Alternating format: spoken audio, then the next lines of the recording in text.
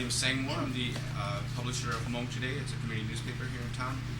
I think what we're here to talk about really is the reality of what's going to happen here. And speaking from a small business perspective, especially from an ethnic perspective, the reality is that families and lives will be greatly at risk of losing what they already have invested over the last 30 years here on University Avenue. The reality is that as we have been, I am also the board president of ADA. As for the last 4 years, we've been trying to talk to elected officials. The reality is that they have not been adequately responsive to our concerns. The things that they have in place for us are things that are not going to keep us afloat. It's like little, we're swimming in an ocean with little life jackets on here, and that's not going to help us survive over the next 3 years of construction.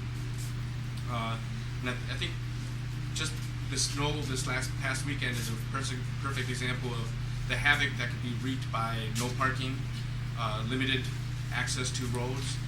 But imagine that translated to 3 years on University Avenue of inadequate parking and no access to roads.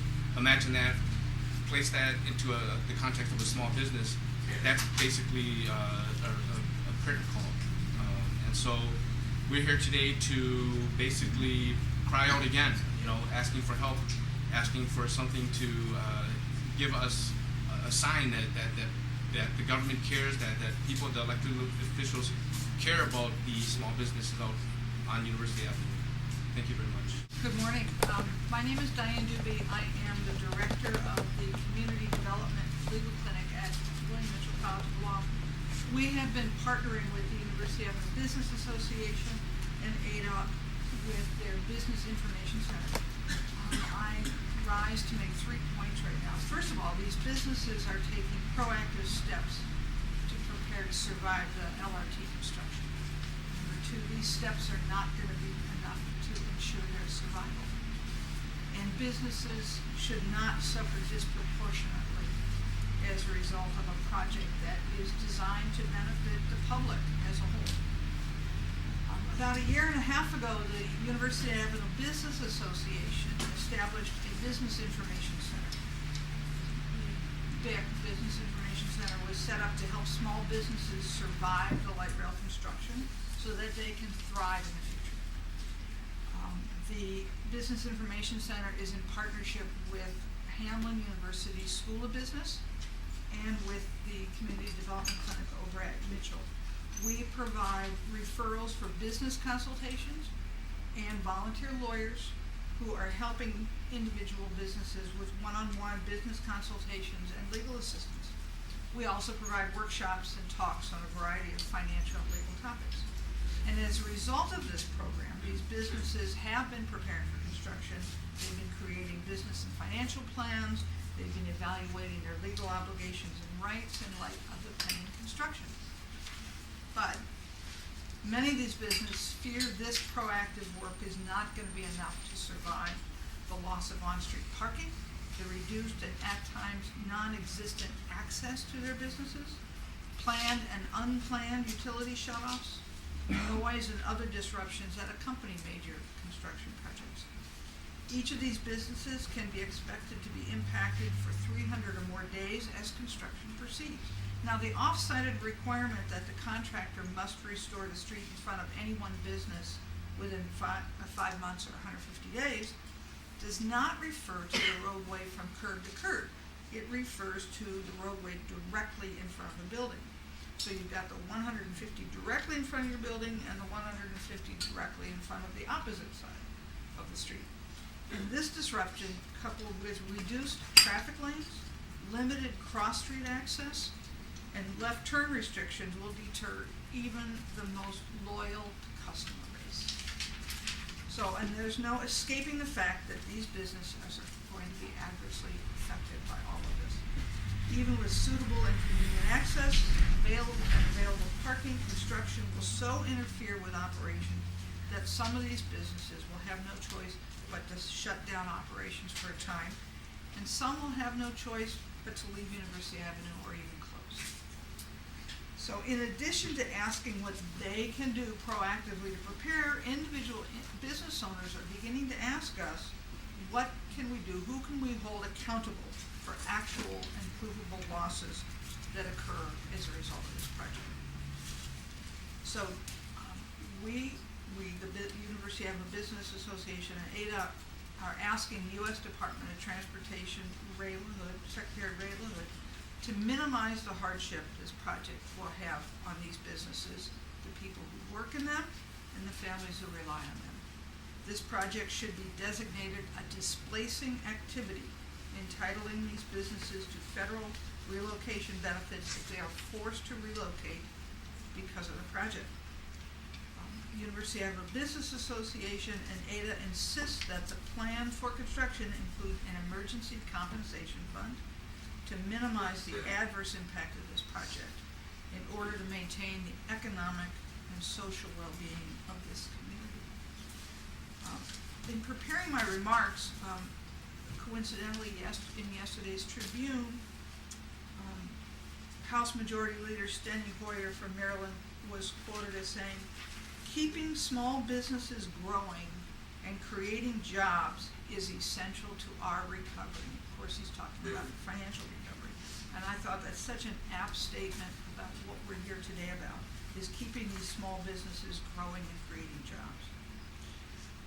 Some of these University Avenue businesses have been here 3 or 4 generations, as you have heard.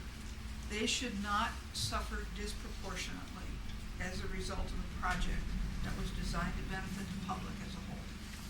Thank you. Good morning, I'm Larry Peterson. I've had my law practice at University Avenue for 24 years. I've seen a lot of changes. I'm on the executive board and the board of directors of the University Avenue Business Association. Between the Asian Economic Development Association and the University Avenue Business Association, we represent approximately 400 businesses on University Avenue. They have been patiently waiting for us to do something, and we have been patiently waiting for someone else to do something. We have collaborated and cooperated with all types of organizations, groups, meetings the last year and a half. We have decided it is now time to go to the public, get the politicians to start doing what we elect them to do. We welcome the opportunity for the newly elected Republicans to prove that they are pro-business, both at the state and federal level. We welcome the Democrats to see if they truly believe in families and communities.